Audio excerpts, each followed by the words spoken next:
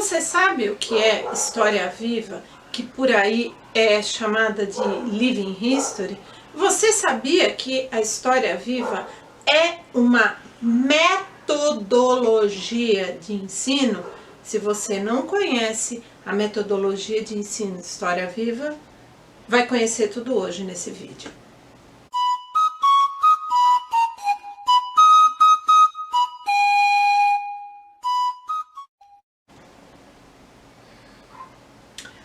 Olá, bem-vindos, bem-vindas ao nosso novo vídeo da série Cotidiano História, do canal do Neve, do Núcleo de Estudos Vikings e Escandinavos. E hoje nós vamos trazer um tema que está na boca do povo, na boca da povo, na boca de todo mundo, mas infelizmente, apesar de ser um tema tão popular não no sentido de todos falarem, de todos comentarem, é um tema que está carregado de equívocos.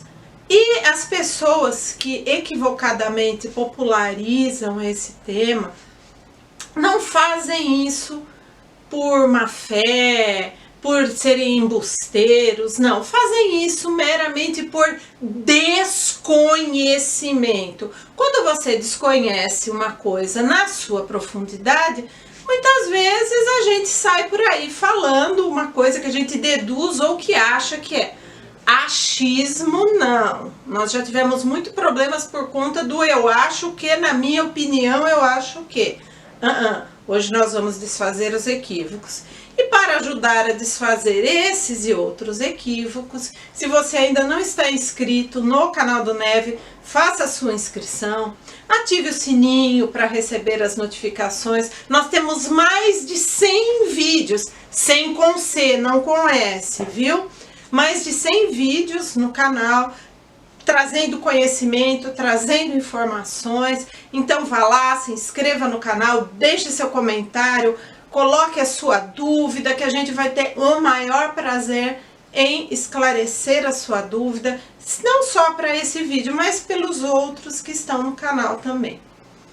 Então, depois de feita a inscrição, de ter ativado o sininho, de ter visto os vídeos, ter deixado os comentários, vamos ao tema de hoje. Qual é o tema de hoje? O que é história viva?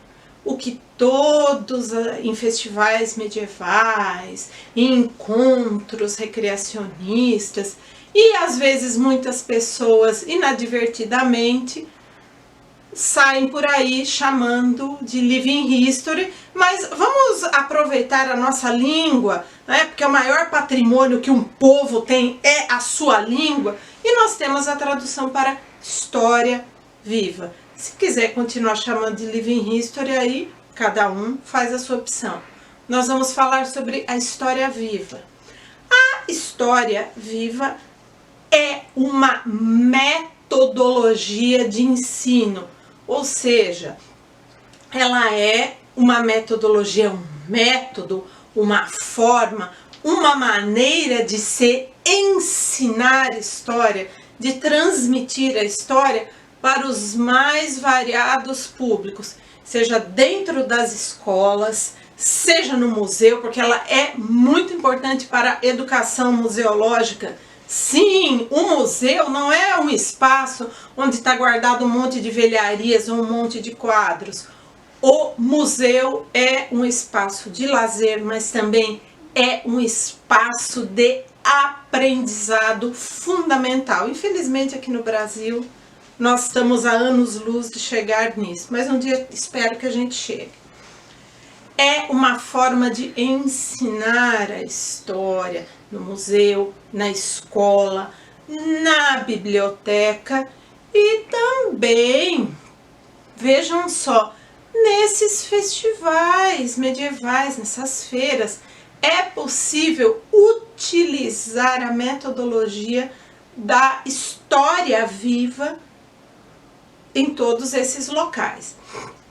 Aqui no Brasil, esse termo história viva ficou cercado de uma série de equívocos que acabou sendo popularizado por professores do ensino fundamental, do ensino médio e até alguns professores do ensino superior, com uma tentativa de mostrar que a história não é algo que ficou lá no passado, não é algo de curiosidades, né? Não é aquela coisa, estou fazendo curso de história no almoço de família, todo mundo acha que você só sabe todas as datas do calendário, né?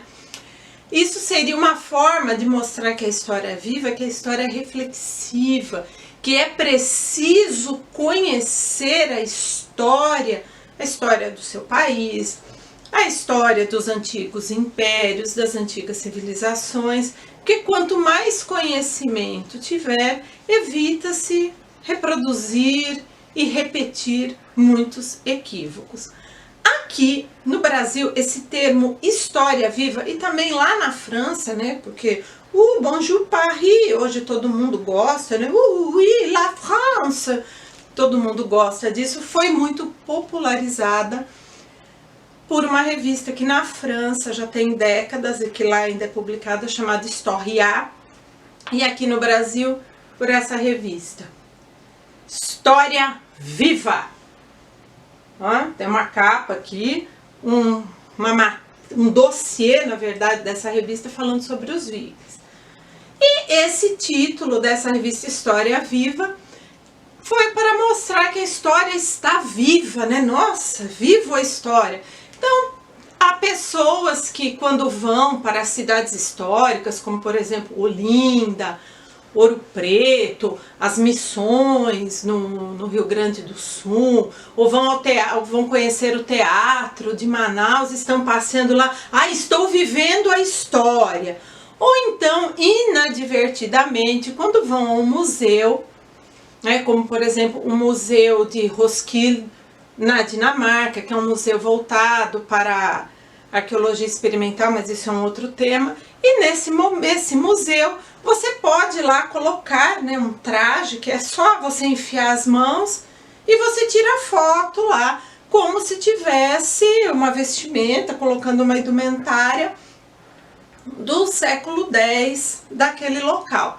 E aí as pessoas tiram foto, vão nesse museu, caminham por Ouro Preto, caminham por Olinda, caminham pelo Recife Antigo, caminham no Teatro de Ópera de Manaus. Olha a história viva, gente, estou fazendo história viva. Não, coleguinha, não, amiguetes. Vocês não estão fazendo história viva, vocês estão simplesmente caminhando em um local histórico que precisa ser preservado, que infelizmente aqui no Brasil está muito sem preservação nenhuma. Você está conhecendo a história. Você não pode. Não, a tia não deixa. Fazendo história viva. A mesma coisa, você vai lá no Museu de Roskilde e outros museus lá fora, coloca a indumentária, tirei a foto lá, estou fazendo história viva. Não, você não está fazendo história viva. Você tirou uma foto com a indumentária que o museu adaptou para ser mais fácil para todo mundo usar e tirando uma foto. História viva são outros 500 cruzeiros. Agora que nós já vimos nessa primeira parte o que não é a história viva, vamos falar sobre o que é a metodologia da história viva, o que é a metodologia do Living History. Muitas das pessoas que estão vendo, que vão assistir esse vídeo, no ano de 1984, nada a ver com o Romance do Orwell, quem não leu, favor ler.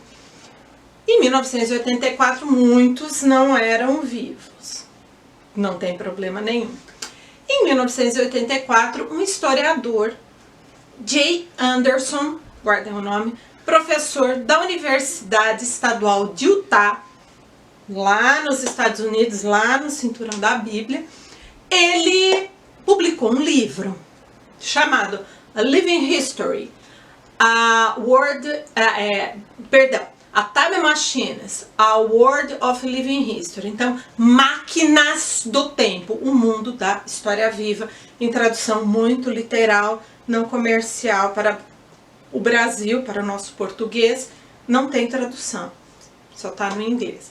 Ele publicou esse livro porque o Jay Anderson, historiador, folclorista, que coisa bacana, um folclorista, moram todos no meu coração, inclusive o Câmara Cascudo, que jogam pedra nele. Ele publicou esse livro porque na Universidade de Utah tinha lá um espaço e ele resolveu recriar uma fazenda para fazer alguns experimentos de como eram as fazendas lá no século XVIII, quando começaram a chegar os primeiros habitantes do estado de Utah. E aí ele foi reconstituir ferramentas, foi coletar sementes, então teve um trabalho muito grande com agrônomos e botânicos. Ele foi reconstituir indumentária, foi reconstituir casas e fez essa fazenda experimental. Acontece que o negócio deu tão certo que o Jay Anderson chegou à conclusão que haviam espaços que seriam verdadeiras máquinas do tempo, onde as pessoas poderiam ver, apreciar, conhecer e, acima de tudo, apreender sobre o passado nesses locais. Então, é uma fazenda do século XVIII que ele formou. E aí ele começou a formar pesquisadores. Hoje nós temos estudos de história viva. A Universidade de Washington tem um centro de pesquisas de história viva. A Universidade de Oxford é a Oxford graúda lá da Inglaterra, onde o povo aqui no Brasil enche a boca para falar que foi, mas não foi. Tá? Temos centros de pesquisa muito adiantados que trabalham com essa metodologia. E para que serve essa metodologia de ensino que é aplicada nas escolas, que é aplicada em museu e que também pode ser muito aplicada em contação de histórias, que eu já vou contar um fato para vocês. Ela pode ser aplicada como uma maneira das pessoas terem a oportunidade de conhecerem objetos, vivenciarem como esses objetos eram usados, ou senão, como era um batedor de manteiga manual, por exemplo, como se tosqueava uma ovelha com as tesouras, como se cardava, como se fiava, como se tecia, como se plantava, como se arava a terra. Então as pessoas têm essa oportunidade de conhecer como era feito a toilette, como as mulheres penteavam os cabelos. Tudo isso é o que a metodologia da história viva vai nos proporcionar. A metodologia, quando é aplicada na escola, os professores estudam muito uma determinada época, né, que eles vão, um conteúdo que eles vão passar para os seus alunos. Eles estudam em profundidade e aí o que ele é feito? Eles vão criar uma persona histórica, ou seja, alguém que viveu naquele recorte de tempo que ele vai estar passando para os seus alunos. Aí o professor vai ter que fazer uma pesquisa de indumentária. Não é abrir o guarda-roupa e enfiar um lençol lá e falar que é Napoleão Bonaparte. Não. Ele vai ter que fazer uma pesquisa, ele pode adaptar alguma roupa do que tem, que ele já possua, mas ele vai ter que ter uma indumentária até para causar o impacto nos seus alunos, nas pessoas que estão visitando o museu ou que estão fazendo parte da contação de histórias. Veja, um grande exemplo, nós temos os jardins da Universidade de Uppsala, na Suécia. Veja só, quando você está na primavera, verão, né, que é quando os jardins estão floridos, você está passeando lá belamente, admirando as flores, e você se depara com alguém coletando flores e tomando notas, com ninguém mais, com ninguém menos, com Carlos Linnaeus. Ele está lá, sim, o Linnaeus, aquele que fez toda a catalogação que a gente aprende lá em biologia no ensino médio. Ele está lá e você tem a oportunidade de conversar com ele e ele vai dar as explicações que você perguntar. Só que você fizer alguma coisa do presente, como por exemplo a internet, ele pode olhar para você, não sei do que se trata, não sei do que você está falando. porque é alguém do passado que não conhece o presente. Então, a história viva, ela tem esses momentos aonde o passado vai estar no presente, mas aquela persona histórica que está ali no presente, falando do passado, naquele momento, ela não conhece absolutamente nada do presente. Para vocês verem como nos Estados Unidos, não é porque a metodologia nasceu lá, mas ela é muito presente no cotidiano. Teve até episódio dos Simpsons. Vejam só, episódio dos Simpsons, aquela série de desenho animado tão popular que ainda reprisa hoje. Tem um momento numa escola onde vai ter um debate do Lincoln e do outro candidato à presidência da República no século XIX, como uma forma de apresentar uma nova atividade para as crianças. Então, para vocês verem como a metodologia é uma metodologia voltada para a educação. Não é algo usado só para ir no festival medieval, vou pôr a minha roupinha medieval e vou lá tomar cerveja no festival medieval. Não, não é isso. Você ali está fazendo recreacionismo, não é história viva. História viva, ela tem que ter esse objetivo didático, metodologia didática voltada para o ensino, para a elucidação de questões.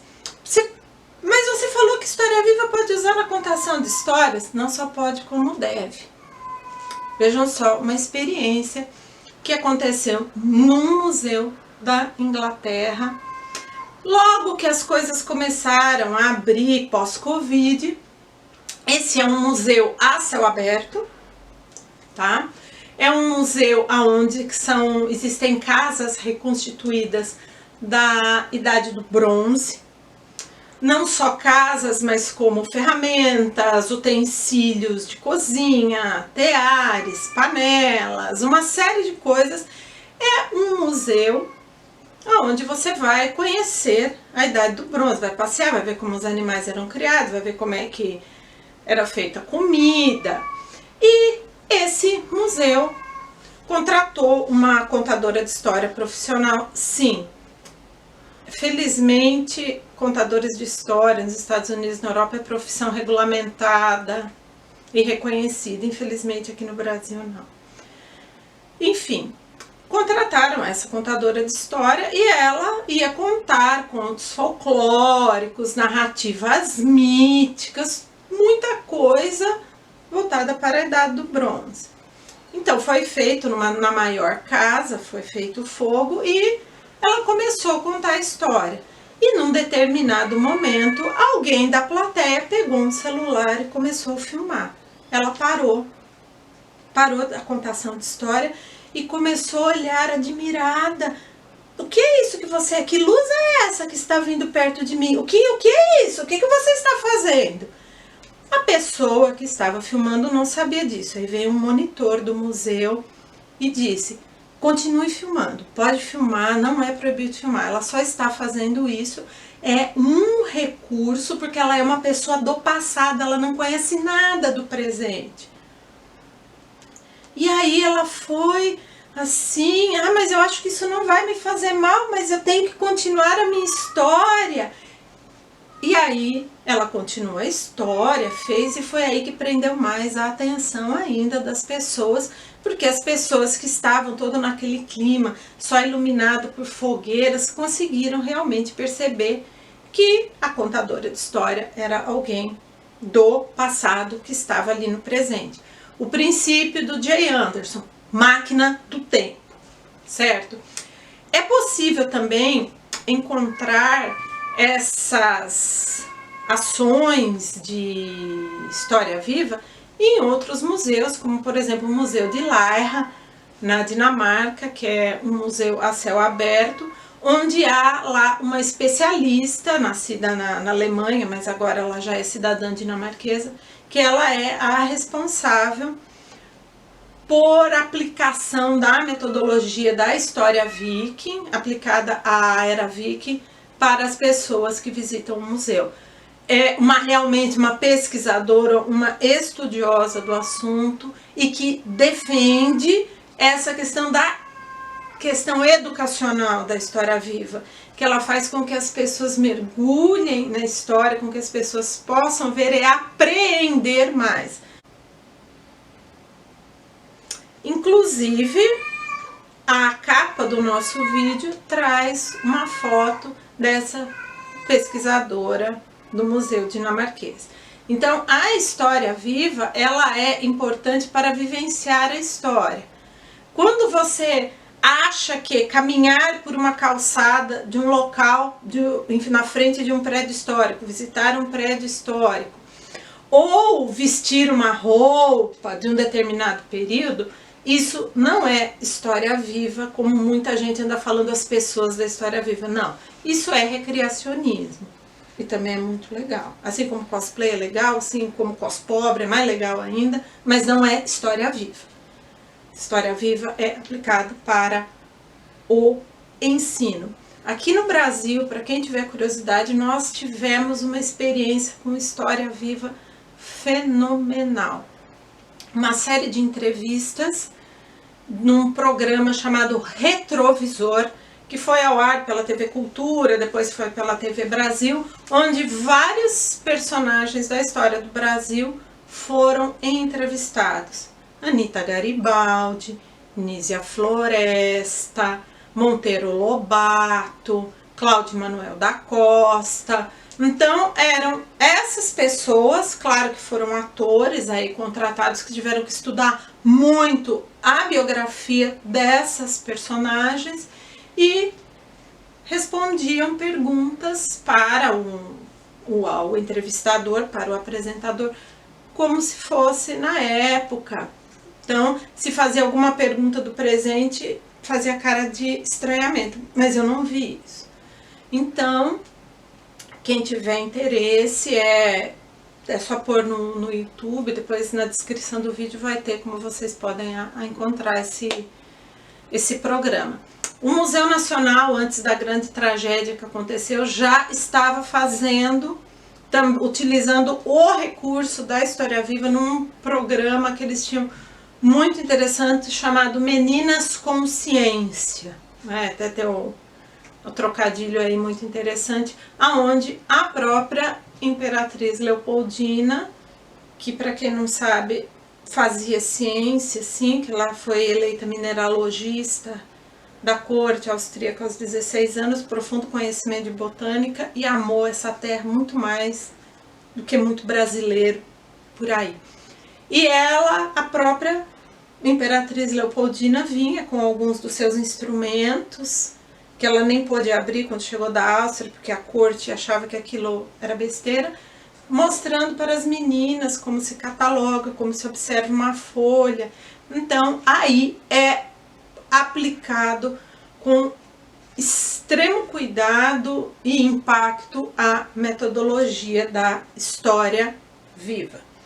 Então, uma coisa que tem que ficar bem clara: história viva é metodologia de ensino, seja na escola, seja no museu, seja no jardim, seja na praça, seja numa contação de história extremamente específica. Isso é história viva. Só vestir a roupa, só passear na calçada de história não é história viva. Então agora, nessa segunda parte, vocês vão realmente ter um exemplo do que é história viva.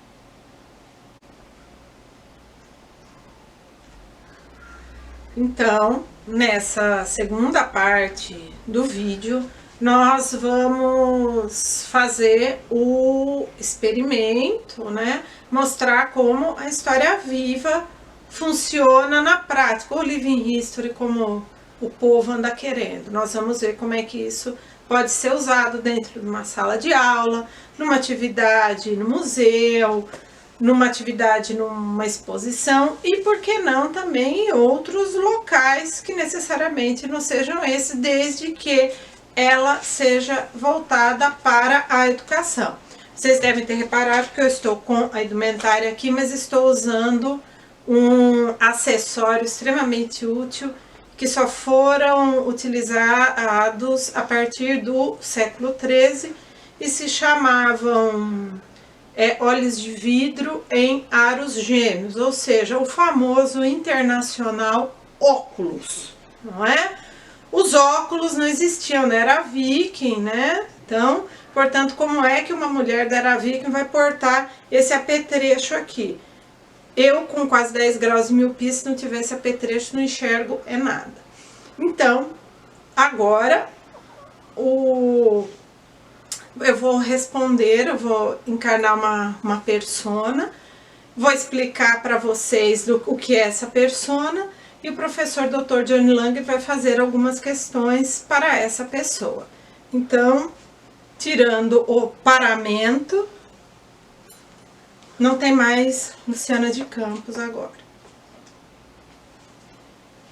Meu nome é Gudrun, eu moro próximo ao grande salão do rei de Laira, moro com o meu esposo, minha filha que está para completar 17 invernos, o meu filho que com muito custo já viu 8 invernos, mas pelo menos 5 crianças foram enterradas entre meninos e meninas, e eu estou muito cansada.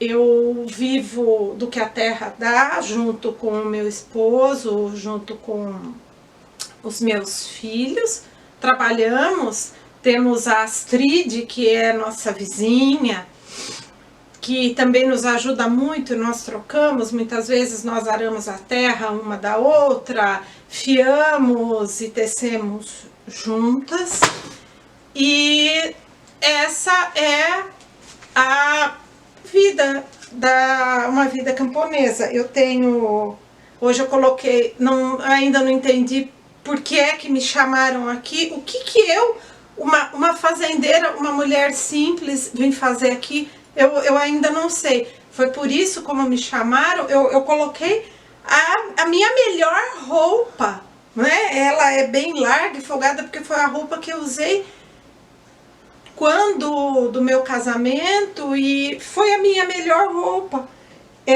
Tenho aqui umas joias, os broches, um colar com umas contas de vidro que o meu marido me trouxe a primeira vez que ele saiu a Viking. E eu gostaria de saber o que é que eu estou fazendo aqui. Como é a sua vida diária? A vida diária, você está perguntando diária? O que é diária? A vida do todo dia, como é o seu dia a dia? O que eu faço todos os dias?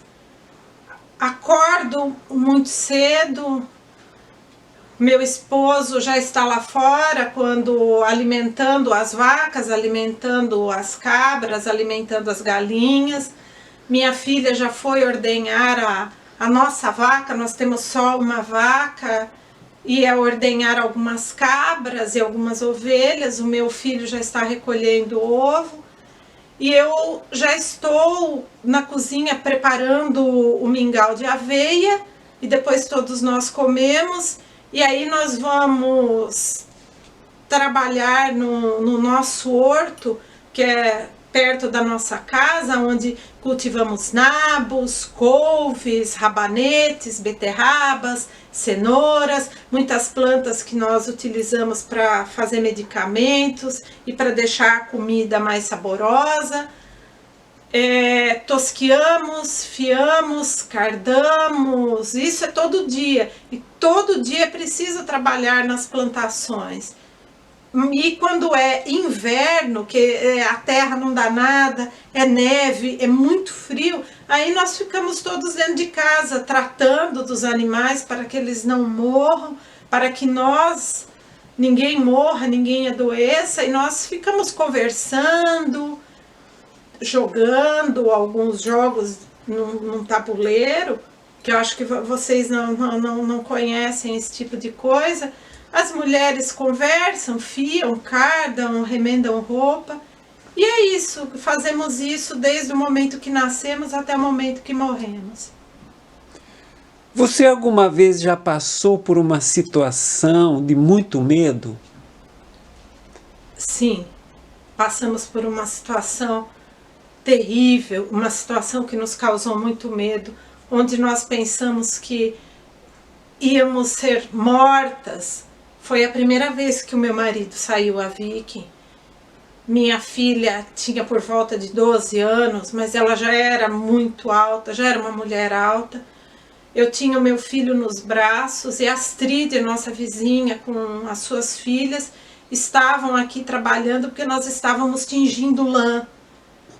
E quando nós saímos aqui embaixo da casa para pegar mais água no riacho, apareceram 4 homens que entraram dentro da minha casa e eles estavam, um estava num cavalo, eles estavam portando machadinhas e eles ameaçaram a levar tudo que tínhamos, a colocar fogo na casa, a matar os animais e violar a minha, Astrid, a minha filha, as filhas de Astrid.